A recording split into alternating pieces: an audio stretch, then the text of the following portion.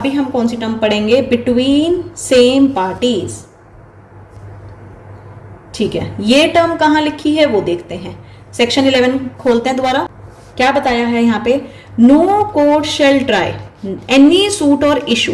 अभी तक हमने पढ़ा सिर्फ ये, ठीक है। कोई भी कोर्ट ट्राई नहीं करेगी कोई भी सूट या इशू। जो हमने बोला डायरेक्टली एंड सब्सटेंशियली, जो हम पढ़ेंगे इसका मतलब कि वो फॉर्मर सूट में भी सेम थे, सेम पार्टीज के बीच में, बिटवीन द सेम पार्टीज। अभी हम ये टर्म पढ़ेंगे। या फिर सूट किसके बीच में था? बिटवीन द पार्टीज अंडर हुम दे या any of them claim litigating under the same title. क्या वर्ड्स याद रखने हैं? पहला मैंने बोला बिटवीन सेम पार्टीज के बीच में था वो सूट। दूसरा मैंने बोला कि था पार्टीज अलग अलग बट सेम टाइटल के अंडर लिटिगेट कर रहे थे, मतलब सेम टाइटल के अंदर उन्होंने सूट फाइल किया था। चलो पहले अभी हम पढ़ते हैं बिटवीन द सेम पार्टीज। इसका मतलब क्या हुआ? देखो फॉर एग्जाम्पल, अगर याद हो मैंने पहली थोड़े स्टार्टिंग में क्लासेस में एक वर्ड बताया था, प्रो फॉर्मा डिफेंडेंट। क्या बताया था? प्रो फॉर्मा डिफेंडेंट। उसी का एग्जांपल देखेंगे। सपोज ए और पी दोनों क्या हैं? जॉइंट ओनर्स हैं, मतलब साथ में ओनर्स हैं एक घर के प्रॉपर्टी के, ठीक है। अब बी आता है, बी आकर इन दोनों को क्या कर देता है? डिस्पोजेस कर देता है, मतलब बाहर निकाल देता है दोनों को। अब ए जो है सूट फाइल करना चाहता है बी के अगेंस्ट में, पर पी नहीं फाइल करना चाहता। तो इस केस में क्या हो जाएगा? ए पी को भी पार्टी बना लेगा एज अ प्रो फॉर्मा डिफेंडेंट, ताकि कल को पी कोई भी डिस्प्यूट या कोई भी हर्डल क्रिएट ना करे, ठीक है। तो अब क्या है यहाँ पे? सूट किस किस के बीच में है? पहले सूट हमने बोला कॉन्फ्लिक्ट किस किस के बीच में है? हमारे बीच में लड़ाई किसकी है? ए और बी की, पी और बी की। पी को तो मैंने पार्टी बनाया है बी के साथ प्रो फॉर्मा डिफेंडेंट के तौर पे, कि कल को पी कोई डिस्टर्बेंस क्रिएट ना कर दे।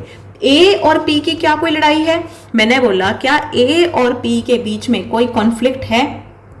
Answer is no. क्यों नहीं है? क्योंकि ए और पी तो दोनों ही ओनर्स थे। बी ने दोनों भाइयों को बाहर निकाल दिया, तो इन दोनों के बीच में लड़ाई नहीं है। रेदर लड़ाई है ए की बी के साथ, पी की बी के साथ, ठीक है। आगे समझ इतना। अब सपोज कोई लड़ाई अराइज हुई, कोई डिस्प्यूट हो गया कल को इन फ्यूचर ए और पी के बीच में। अब ए ने पी के अगेंस्ट में केस फाइल कर दिया, तो क्या रेस जुडिकाटा अप्लाई होगा इस वाले सूट पर? सोचो क्या बोला मैंने, क्वेश्चन देखो। पहला जो सूट था वो ए ने सूट फाइल करा बी और पी के अगेंस्ट में। पी के साथ मेरा कोई कॉन्फ्लिक्ट नहीं था, मेरी कोई लड़ाई नहीं थी, मैंने इसको प्रो फॉर्मा डिफेंडेंट बनाया था। ये है मेरा सूट 1। अब मैंने बोला इन फ्यूचर कल को ए और पी के बीच में लड़ाई हो गई, ए अब पी के अगेंस्ट में जब सूट फाइल कर रहा है, तो क्या रेस जुडिकाटा इस वाले सूट 2 पर अप्लाई होगा? Answer is no. क्यों? क्योंकि पहला जो सूट 1 था उसमें जो कॉन्फ्लिक्ट था, जो लड़ाई थी, वो ए और पी की, दोनों की बी के अगेंस्ट में लड़ाई थी। ए और पी में आपस में लड़ाई तो थी ही नहीं। जबकि सूट 2 में क्या है? ए और पी के बीच की लड़ाई है। तो पहले में तो कॉन्फ्लिक्ट ऑफ इंटरेस्ट था ही नहीं इन दोनों के बीच में, इन दोनों के बीच में तो कोई प्रॉब्लम ही नहीं थी, कोई इश्यूज ही नहीं थे। पर अब ए और पी के बीच में सेकेंड सूट में इश्यूज हैं, तो इसमें रेस जुडिकाटा अप्लाई नहीं होगा, क्योंकि सेम कॉज ऑफ एक्शन तो है ही नहीं। वहां पे पार्टीज, चाहे सेम कॉज ऑफ एक्शन हो पर पार्टीज तो अलग हैं। पहले ए और पी साथ में थे बी के अगेंस्ट में, पर इस वाले में ए और पी आमने सामने हैं, ठीक है। तो इस वजह से इस वाले सूट पे रेस जुडिकाटा नहीं लगेगा, ठीक है। अब आ जाओ अगली टर्म पे। अगली टर्म हमने क्या बोली? Under same title, under same title between same parties और under whom they are litigating under the same title. इसका मतलब समझते हैं। देखो इसमें क्या हुआ, सपोज ए ने जो है सूट फाइल करा बी के अगेंस्ट में। क्या बोला मैंने? ए ने बी के अगेंस्ट में सूट फाइल करा, ठीक है, ओके। ये है मेरा सूट 1। ए क्या कहता है कि मैंने जो है, ये मेरी प्रॉपर्टी है, मैंने इस प्रॉपर्टी को परचेज किया, मैंने इस प्रॉपर्टी को खरीदा, इसलिए मैं ओनर हूं। क्या हूं मैं? ओनर हूं। अब डिक्री जो है किसके फेवर में आ गई? ए के फेवर में आ गई। Decree is in the favour of A. अब थोड़े टाइम बाद बी डाइड, बी मर गया। अब जो सन है बी का, सन ऑफ बी, मतलब कि that is B's, B का सन बी एस हो गया। इसने जो है सूट फाइल कर दिया मिस्टर ए के अगेंस्ट में, सेम कॉज ऑफ एक्शन जो पहले वाले सूट में था, ये सूट 1 था, ये सूट 2 हो गया हमारा, जिसमें सन ने सूट फाइल कर दिया ए के अगेंस्ट में। अब क्या है बताओ, सेकंड सूट पे रेस जुडिकाटा अप्लाई होगा या नहीं। क्वेश्चन देखो दोबारा, ए ने पहले सूट फाइल किया बी के अगेंस्ट में कि भाई मैंने प्रॉपर्टी ली है, मैंने परचेज करी है, तो मैं ओनर हूं, डिक्री आ गई ए के फेवर में। अब बी मर गया, उसके बाद बेटे ने, बी के बेटे ने ए के अगेंस्ट में सेम कॉज ऑफ एक्शन पे सूट फाइल कर दिया, तो क्या इस सेकंड सूट पे रेस जुडिकाटा लगेगा या नहीं लगेगा, ये क्वेश्चन है। देखो अब हमने बोला आंसर इसका क्या होगा, रेस जुडिकाटा लगेगा या नहीं, answer is yes, res judicata लगेगा। रीजन बीइंग कि हमने बोला कि जी बीएस तो सूट 1 में पार्टी था ही नहीं, उसका बेटा था, वो तो पार्टी था ही नहीं। सूट 2 तो उसका बेटा फाइल कर रहे हैं, तो तुम रेस जुडिकाटा कैसे लगा रहे हो। अरे उसका बेटा कहाँ फॉल करेगा, litigating under the same title, under the same title.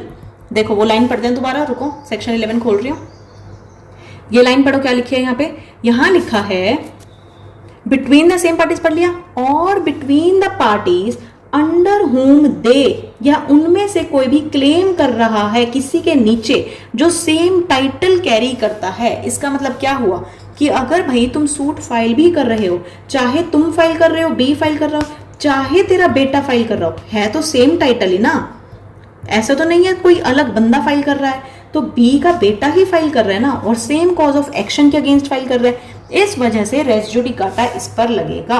ठीक है, चाहे यहाँ पे पार्टीज हमारी ए बी ना हो, सेम ना हो, पर जो उसका बेटा है बी का, वो तो सेम टाइटल में क्लेम कर रहा है ना। टाइटल किसका ले रहा है, वो अपने पापा का टाइटल ले रहा है, तो वो अपने पापा के फादर के बिहाफ पे अगर सूट फाइल कर रहा है तो भी रेस जुडिकाटा लगेगा। क्यों, अंडर सेम टाइटल की वजह से। ठीक है, चलो चले आगे। अगला जो हम टर्म पढ़ेंगे, इसी में अगला टर्म है inner court, inner court competent to try, competent to try such subsequent suit, such subsequent suit। पढ़ते हैं सेक्शन 11 खोलते हैं एक बार, देखो क्या बोला हमने यहाँ पे, इनर कोर्ट कॉम्पिटेंट है जो ट्राई करने के लिए वो सब्सिक्वेंट सूट या इशू हैज बीन रेज्ड। ठीक है, हम टर्म कौन सी पढ़ेंगे, in a court competent to try. चलो देखते हैं, अभी तक हमने क्या पढ़कर आया, हमने बोला कि अगर जो फॉर्मर सूट था, पहला सूट था, अगर वो हमारा डिसाइड हो चुका है, और अगर तुम same cause of action same parties के द्वारा, या पार्टीज अलग हैं बट अंडर सेम टाइटल अगर हैं, अगर वो सेम इशू रेज कर रहे हैं हमारे सब्सिक्वेंट बाद वाले सूट में, तो इस वाले सूट पे रेस जुडिकाटा लग जाएगा। मतलब अब ये कोर्ट ट्राई नहीं कर सकती, शैल नॉट ट्राई। ठीक है, आगे इतना समझ। अब इन्होंने क्या बोला, in a court competent to try such subsequent suit. जब तुम यहां सूट फाइल कर रहे हो इनर कोर्ट, पहले वाली कोर्ट में जब तुमने, फॉर्मर कोर्ट में जब तुमने सूट डाला, बेटा जी वो कॉम्पिटेंट होनी चाहिए। क्या होनी चाहिए, सूट कोर्ट क्या होनी चाहिए, कॉम्पिटेंट, मतलब वो ट्राई कर सकती हो, उसका जुरिस्डिक्शन होना चाहिए ट्राई करने का। तभी क्या है, सब्सिक्वेंट सूट पे उस चीज का बार लगेगा, तभी रेस जुडिकाटा लगेगा, वरना रेस जुडिकाटा नहीं लगेगा। तो अगर सब्सिक्वेंट सूट ट्राई हो रहा है, कब हो सकता है, जब पहले वाली कोर्ट कॉम्पिटेंट ना हो। बट सब्सिक्वेंट सूट ट्राई नहीं किया जाएगा अगर फॉर्मर कोर्ट कॉम्पिटेंट थी, प्लस बाकी सारी कंडीशंस भी अगर पूरी हो रही हैं सेक्शन 11 की, तो रेस जुडिकाटा हमारे सब्सिक्वेंट सूट पर लग जाएगा। ठीक है।